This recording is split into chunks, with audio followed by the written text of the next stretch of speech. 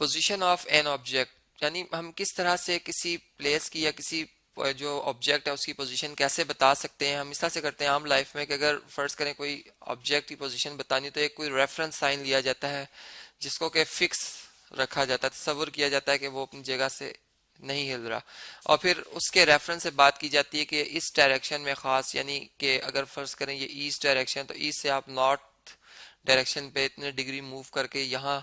इस पॉइंट तक, यानी ये कोई फर्ज करें पी पॉइंट है, इतना फासला तय करें जो कि 5 किलोमीटर, तो ये इस पॉइंट तक आ जाएंगे, तो ये एक पोजीशन है।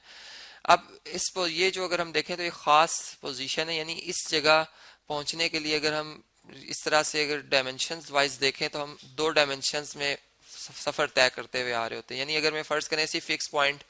पे एक म्यूचुअली परपेंडिकुलर, दो म्यूचुअली परपेंडिकुलर लाइंस ड्रा कर दूं, एक को मैं एक्स एक्सिस कह दूं और एक को मैं जो है वो वाई एक्सिस कह दूं, इस तरह से,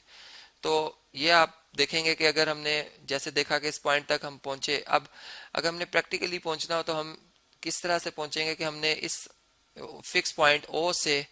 एक्स एक्सिस के साथ चलते चलते कितना फासला तय किया होगा जी। फर्ज करें ये 4 किलोमीटर का डिस्टेंस है, जो कि किस तरह से मुझे पता चला 4 का, कि मैं पी पॉइंट से एक परपेंडिकुलर थ्रो करूंगा एक्स एक्सिस पे, तो ये इसको एम पॉइंट पे मीट करेगा, तो ये मुझे पता चल जाएगा जी इस तरह से ये डिस्टेंस 4 किलोमीटर, और ये एम से लेकर पी तक ये जो है 3 किलोमीटर, फर्ज करें कि ये इतना है। तो फिर अगर हम इस पे पाइथागोरस थ्योरम भी लगाएं तो हम ये कैलकुलेट कर सकते हैं कि ओ से पी डायरेक्ट डिस्टेंस जो है वो 5 किलोमीटर का है। अब यहाँ पर ये अगर पोजीशन के हवाले से देखें तो इसकी जो खास पोजीशन बन रही है इस पॉइंट की, कि हम एक्स एक्सिस के साथ 4 डिस्टेंस कवर करते हुए आए हैं और वाई एक्सिस के साथ 3,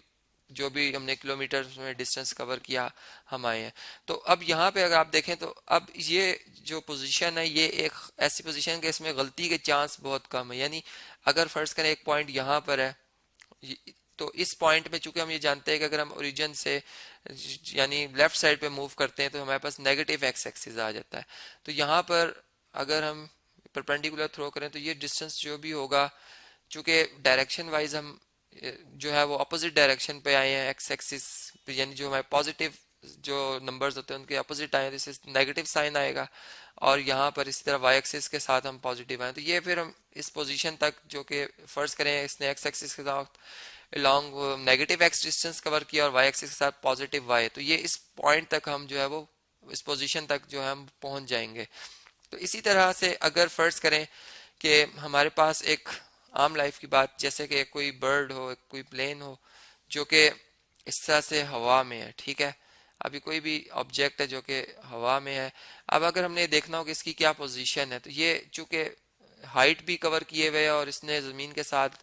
जो उससे डिस्टेंस भी कवर किया हुआ है हमारी, अगर हम अपने इस पॉइंट से देखें जहाँ पर हम स्टैंड करते हैं, तो हम क्या करेंगे जी, हम यहाँ पर 3 म्यूचुअली परपेंडिकुलर लाइंस ड्रॉ करेंगे, जैसे कि हम अपने रूम के अगर किसी कॉर्नर को देखें जिसमें कि हमारा फर्श और जो दीवार जो कि छत की सिमत में होती है, छत की डायरेक्शन की तरफ ऊपर की तरफ होती है, अगर इन्हें देखें 3 म्यूचुअली परपेंडिकुलर लाइंस हमें नजर आएंगी। अब बेसिकली बिल्कुल यही वो 3 डायमेंशन, अगर हम इसे एक्स एक्सिस के तौर पर लें, यानी ये इस तरह से एक्स एक्सिस बना रही हो, ये इसे हम अगर वाई एक्सिस ले रहे हो ये इस तरह से वाई एक्सिस बना रही हो, और इसे जो है अगर हम जी एक्सिस ले रहे हो तो ये हम देखेंगे कि ये हमारे पास जो है इस तरह से तीनों ही आपस में 90 डिग्री का एंगल बना रही होती हैं। अब अगर हमने इस परिंदे की जो है वो पोजीशन बतानी है कि ये इस वक्त किस पोजीशन पर है, तो फिर हम यूं कहेंगे कि हम यहाँ से एक परपेंडिकुलर थ्रो करेंगे फर्श पे, ठीक है, जहां पे जैसे इसका एक अक्स आता है, फर्ज करें इसका अक्स इधर बनता है, तो इसने यहाँ से अगर हम अब इस अक्स से एक्स एक्सिस पे परपेंडिकुलर थ्रो कर देंगे तो ओरिजिन से लेकर इस पॉइंट तक एम पॉइंट तक ये जो डिस्टेंस होगा इसने एक्स एक्सिस के साथ तय किया होगा। इसी तरह यहाँ से परपेंडिकुलर थ्रो कर देंगे इस वाई एक्सिस पर जो कि इसको एन पॉइंट पे इंटरसेक्ट करेगा, तो यहाँ पर ओरिजिन से लेकर ओ से लेकर एन तक ये जो डिस्टेंस होगा ये वाई होगा। और फिर यहाँ पर वाई एक्सिस के साथ अगर हम देखें तो इसने जो ये इस परिंदे की यानी ये हाइट के हवाले से यहाँ से अगर वाई जी एक्सिस पर अगर एक परपेंडिकुलर थ्रो कर दें तो ये जो डिस्टेंस ओरिजिन से लेकर एस तक होगा ये जी होगा। तो इस तरह से हम इसके भी जो डायमेंशंस हैं या इसके जो कोऑर्डिनेट्स हैं कि एक्स एक्सिस के लॉन्ग एक्स, वाई एक्सिस का वाई और जी एक्सिस का जी, इसने डिस्टेंस कवर की, तो इसकी पोजीशन भी हम बड़ी आसानी से बता सकते हैं, जो कि फिर जैसे एक एरोप्लेन फ्लाई करता है तो वो अपनी पोजीशन जो है वो बड़ी आसानी से इंडिकेट कर लेता है कि वो इस वक्त